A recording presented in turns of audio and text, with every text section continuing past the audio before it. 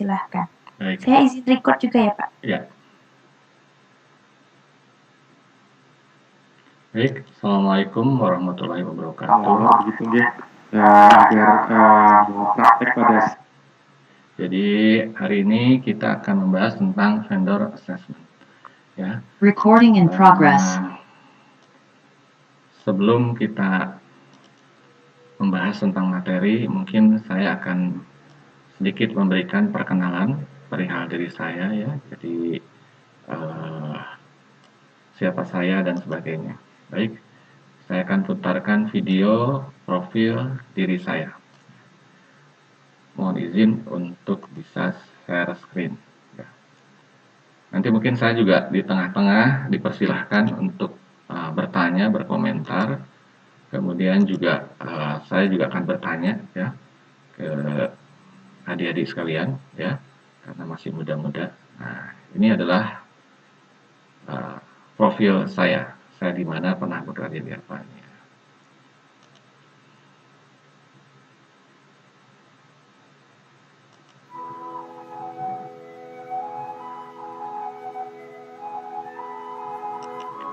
Ya, jadi kalau kita bisa memberikan sesuatu yang lebih dari orang lain, itu adalah tandanya kita profesional ya. Ini pengalaman saya juga gitu ya, selama beberapa puluh tahun bekerja di perusahaan pertama BUMN, kemudian Merpati Nusantara Airlines ya, kemudian juga di perusahaan Amerika AT&T ya, pernah juga di ST Telkom jadi dosen, kemudian di Ariawes ya, Ariawes perusahaan Amerika juga, kemudian di MWeb Afrika Selatan, dan Motorola ya, Sampurna Telkom pernah juga di ITB, dan terakhir sekarang di DataQuest.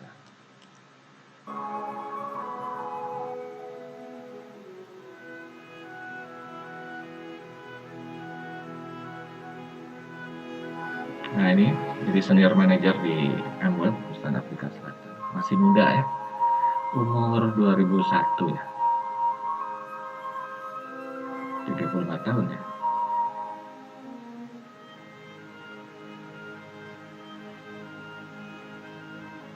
Jadi itu perusahaan yang mengelola data center pertama di Indonesia saat itu, dengan teman-teman MWeb. Nah, ini di Motorola di Swindon, Inggris, tempat syutingnya James Bond ya. Tapi ini adalah sebuah industri telekomunikasi. Ini khusus biasa. Ini adalah waktu mengerjakan di Motorola sebagai senior manager di bidang supply chain, termasuk vendor assessment ya. Ini dengan teman-teman Telkomsel juga.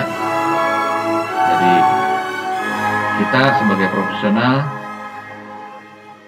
harus bekerja profesional ya. Nah, ini pada saat di Malino ya, menyeberangi. Nah, ini mungkin nanti teman-teman ada juga, atau bahkan kantor pusat apakah pindah ke ibu kota baru ya, nggak tahu ya, di Kalimantan ya, Kalimantan Timur dan Kalimantan Utara sekarang, dulu Timur ya. Nah, jadi ini diantarkan oleh booth-nya Pemda ya. Jadi saat itu saya bukan terpaksa, saya belajar tentang otonomi daerah, karena walaupun saya di bidang telekomunikasi saat itu, saya harus belajar membahasakan diri untuk bisa mereka mengerti dulu ya. Jadi using their boat ya, jadi menggunakan sepatu mereka, istilah bahasa Inggrisnya ya.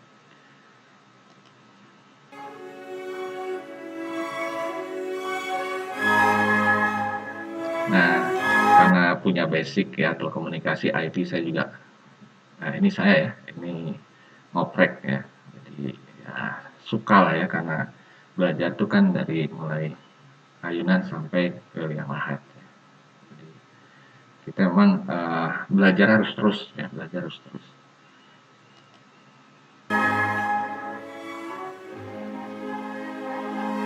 Ini saat sertifikasi Six Sigma. Nah, ini kantor saya dulu di Motorola, lantai 30 BRI Tower. Ini waktu sertifikasi supply chain.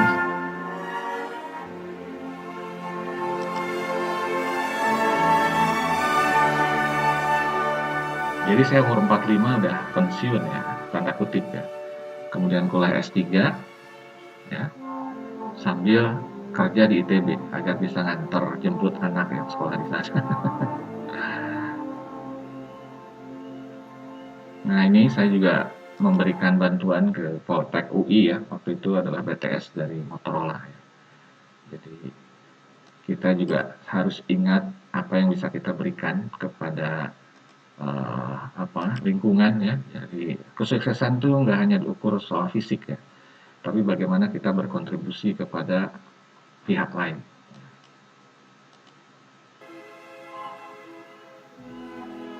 Ini gig juga ya, melakukan konfigurasi BTS lah, BST. Suka juga kegiatan sosial. Ini jadi tidak hanya kalau di kuliah kupu-kupu ya, kuliah pulang. Nah, ini dengan teman-teman waktu sertifikasi Motorola. Ini jadi project manager. Jadi project manager, anak buahnya di sebelah kanan itu adalah orang asing ya. Ini. Jadi saya pakai beli jaket ataupun rompi dari Bandung dibikin dari Jalan Suci ya, agar mereka juga bangga yang melakukan aktivitas. Karena di ruang di sini kan ini ruang data center telekomunikasi ya, dinginnya bukan main. Gitu. Jadi ya sengaja supaya agak bangga. Ini masih muda, 35 tahun.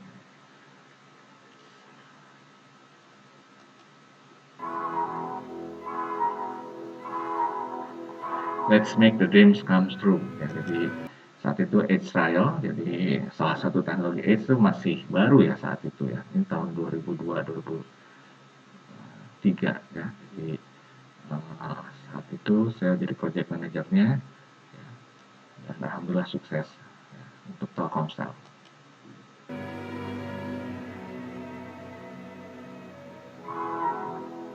Ini dengan teman-teman di Motorola. Kira-kira itu ya, masih banyak sebetulnya yang belum terupdate ya, tapi ini dulu dah ya. Jadi pada intinya untuk nah ini waktu di Sampurna Telkom. Jadi sama saya juga suka berkontribusi pada saat tsunami dan sebagainya. Ini penting ya, agar nanti kita juga bisa tahu kenapa kalau bekerja misalnya, walaupun di sini saya tahu bukan hanya orang-orang yang bekerja di supply chain atau supply chain itu logistik ya istilah ininya tradisionalnya. Namun kita juga harus tahu bahwa kerja kita nggak tahu ya di mana akan ditempatkan. Nah, saat ini kita akan membahas tentang vendor assessment. Oke, tolong ketik di kolom chat background sekolah dan juga penempatan sekarang agar saya bisa tahu. Biasanya saya tanya, tapi sekarang di kolom chat aja, silahkan tulis ya. Agar saya bisa kontekstualkan apa sih di bidang saya hubungannya sama yang akan saya jelaskan. Monggo. Silahkan. Saya tunggu ya. Silahkan di kolom chat. Oke, ini silahkan Mas Benny izin ke toilet. Oke, diketik ya di kolom chat. Administrasi bisnis Mas Abu Bakar, bidangnya pelayanan relationship management. Oke. Jadi ini pas ya, pelayanan customer service. Nah, ini juga sama, dia pelayanan. Kalau kita membutuhkan alat, ya, oke. Sistem teknologi informasi. Kerja di mana Mas Fauzan? Sama. Jadi lulusan dari informatika, sistem dan informasi. Ini juga sama. Kalau kita misalnya mau beli server, ya, kita harus tahu. Yang terkenal kan sekarang IBM, ya, kemudian HP sama Dell, ya. Namun kita tahu ada juga vendor-vendor ya, ini yang perencanaan pengadaan. Nah, pas dong ya. Nah, kadang-kadang vendor itu tidak usah karena ini aja. Hampir semua server laptop lah ya, itu sebetulnya buatan Asus. Kita harus tahu gitu. Kenapa? Karena engineering mungkin ada di Amerika ya, desain dan sebagainya ya. Namun dari sisi produk tetap aja cost-nya di Cina ya. Makanya sekarang kalau mau beli mobil pikirkan baik-baik, tidak semua harus Jepang atau Korea. Sekarang mobil Cina sudah mulai bagus. Dulu memang pada saat motor jual Jialing dan sebagainya itu salah ya, karena itu sebetulnya buatan rumahan, mereka nggak memberikan support. Tapi terus terang Sekarang untuk mobil ya beda dengan zaman kami. Zaman orang tua saya mobil Amerika, zaman saya Jepang. Ya, kemudian ke Korea dan sekarang mungkin mobil Cina. Karena itu tadi banyak background industri yang harus kita ketahui ya. Vendor itu tidak selamanya harus, ini juga manajemen pemasaran, proyeksi keuangan dan fasilitas sama ya. Kadang-kadang kita harus cari kan barang yang tanda kutip murah untuk dijual ya. Bagaimana agar itu ke customer, Pak, tidak usah ya. Kalau dulu saya pakai waktu di TB ya, kita juga kan juga punya proyek waktu di Komplek, itu menjual ke Newmont itu super mikro, itu bagus servernya ya. Jadi kadang-kadang kita harus tahu gitu ya, bagaimana kondisinya, bahwa jangan selalu wah brandnya ini bagus, belum tentu ya. Karena cost-nya yang mahal itu mungkin brandnya ya, bukan isinya. Ya, tidak semua, tapi rata-rata gitu. Administrasi bisnis bidangnya di pengadaan SBU. Nah, ini juga sama ya. Mbak Eka atau Mas ya, itu ya. Nah, kemudian Mas Muhammad Fatil, administrasi bisnis, proyeksi keuangan dan fasilitas. Sama juga. Kadang-kadang keuangan ini juga berhubungan dengan sekarang hampir semua modem-modem yang dipakai untuk Icon Plus ke customer itu Cina. Nah, ke depan mungkin beda lagi ya. Kan kerjanya pengen lama kan gitu ya, seperti itu. Awal Nur Faizi, pendidikannya manajemen bisnis, bidangnya ERP. Nah, Enterprise Resource Planning. Nah, misalnya pakai SAP dan sebagainya. Ini juga sama kan berhubungan dengan aset misalnya. Nah, bagaimana nih asetnya bisa bertahan nggak? Misalnya komputer ya. Rata-rata kalau di perusahaan itu kalau finance 5 tahun. Tapi ada juga yang misalnya hanya bertahan 3 tahun. Kenapa? Bukan rusak, tapi sudah obsolete, sudah kuno tanda kutip ya. Nah, berarti kita harus mengadakan pengadaan disesuaikan. Mas Nanda, ya S1 manajemen bisnis, bidang aplikasi PLN ERP. Ini hampir sama juga ya. Misalnya kita harus tahu juga misalnya dimasukkan ke vendor selection-nya ya, vendor assessment-nya ya. Vendor itu adalah pemasok ya bahasa Indonesia-nya ya. Sehingga kita jangan sampai nggak ada pilihan tuh. Vendor-vendor kan nanti otomatis ya kalau perlu ada modul misalnya e-procurement atau e-vendor ya. Jadi e-procurement itu adalah yang mengurus vendor diantaranya ya. Kemudian, nah ini di administrasi Rifki ya, Officer Keuangan dan Fasilitas Kalimantan. Nah ini juga sama kontekstual vendor assessment, barangnya Franco Jakarta dibutuhkan di Kalimantan. Bagaimana mengirim ke Kalimantan? Ternyata harga di Jakarta tuh lebih murah. Tapi pas setelah dikirim asuransi segala macam, ya, jadi mahal. Karena apa? Karena nggak ada misalnya waransinya harus di Jakarta, barangnya dikirim ke Jakarta. Ya, jadi kita harus ngitung. Tidak hanya misalnya barang murah, wah Pak dipakai, iya barang kan ya. Kalau kita beli misalnya di e-commerce aja ya, Tokopedia dan sebagainya, itu kan kalau ke Kalimantan jadi mahal ya. Dia sedikit juga ada agen ataupun kantor di sana, terutama untuk barang-barang yang harus disupport. Server lah ya, kemudian juga perangkat-perangkat lain, bahkan aplikasi pun begitu. Silviana ya, administrasi bisnis, proyeksi pengadaan korporat. Nah, ini juga sama ya, ini pasti lah ya.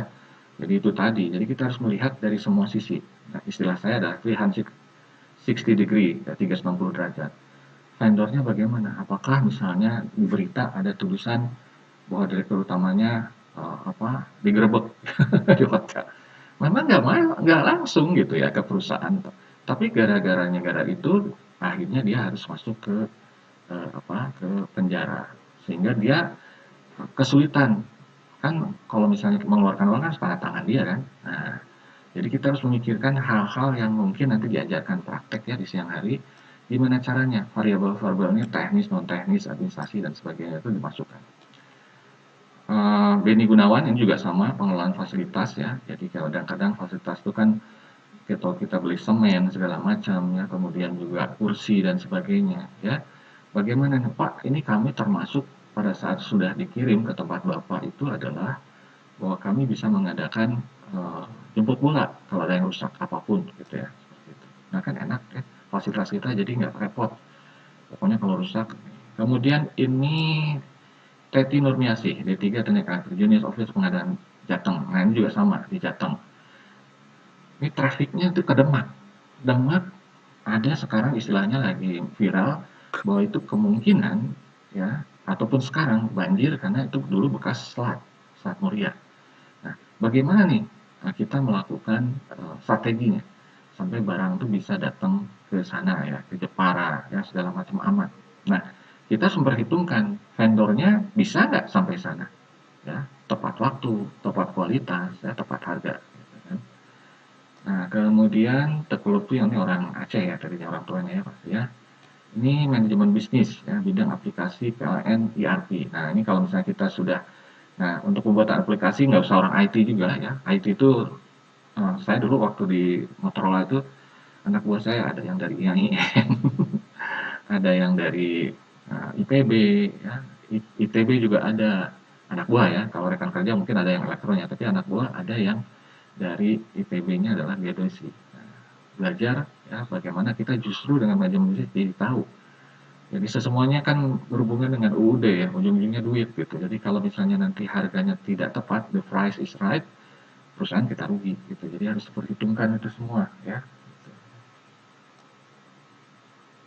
Oke, cukup ya. Jadi itu intinya. Mari kita lihat bagaimana sih vendor assessment ini. Ada pertanyaan nggak? Komentar. Silahkan kalau mau. Mau dengan raise hand atau misalnya dengan ini boleh. Nanti kalau misalnya tulisannya mohon bantuannya ya Mbak dibacakan kalau ada pertanyaan di kolom chatting. Nggak ada ya? Kita lanjut.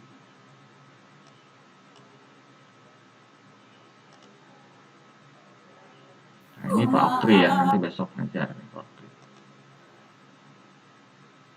Oke, bismillahirrahmanirrahim. Assalamualaikum warahmatullahi wabarakatuh.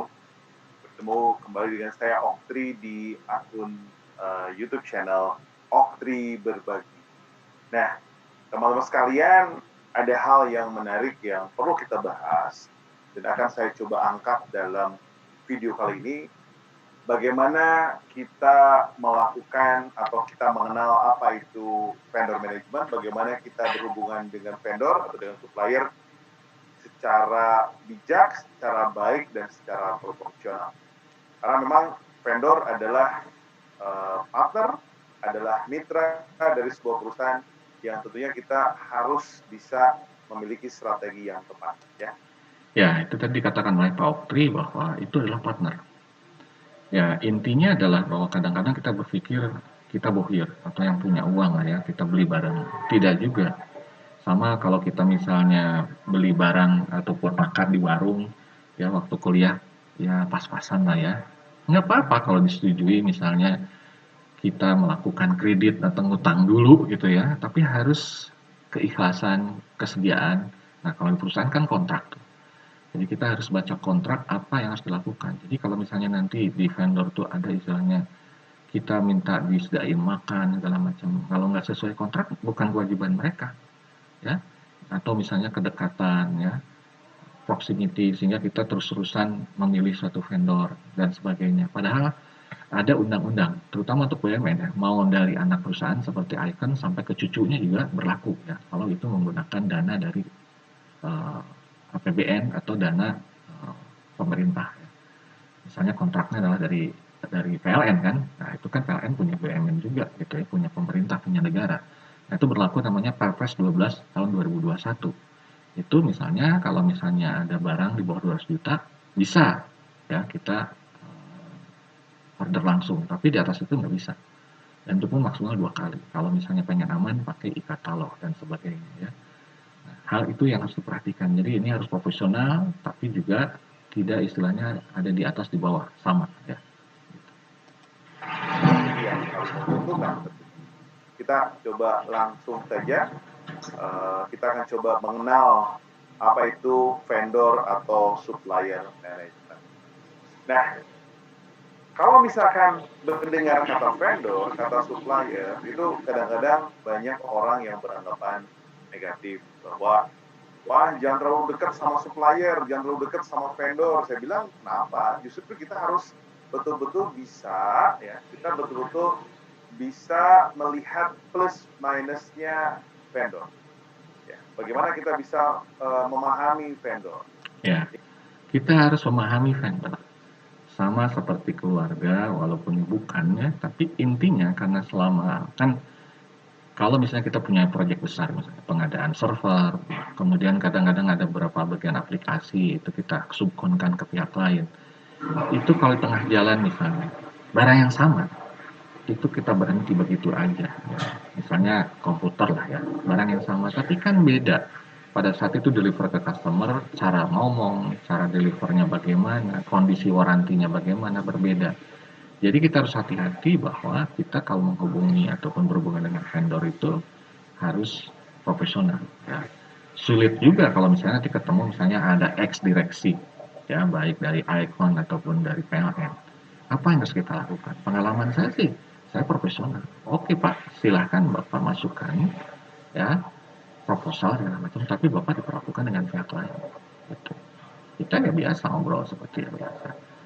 Ya, kalau saya prinsipnya love your job, but not your company ya. Jadi nothing tulus. Jadi seringkali menolak misalnya pas di Merpati umur-umurnya segitu ya, saya seumuran adik ini menolak misalnya ada vendor memberikan 10 juta ya, kontrak 1 miliar. Saya bilang saya minta 500 juta. Ini tanda kutip ya, ini sebagai tonjokan gitu ya, bahwa masa sih ya kita hanya dikasih 10 juta padahal pekerjaannya 1 miliar. Ya. Nah, intinya bukan uangnya, tapi kita harus ya profesional bahwa karir kita tergantung. Saat ini apalagi dengan keterbukaan sosial media segala macam, dengan banyak orang pakai HP, bisa merekam di mana saja. Sulit lah ya melakukan. Ini yang harus dihati-hati ya nanti ya. Pelan-pelan ini. Jadi kita jati diri itu kita bukan malaikat, tapi harus kita perhatikan benar-benar ini ya dengan vendor ini. Jangan sampai tergiur hil-hil yang mustahil ya, itu pesan saya ya, pengalaman.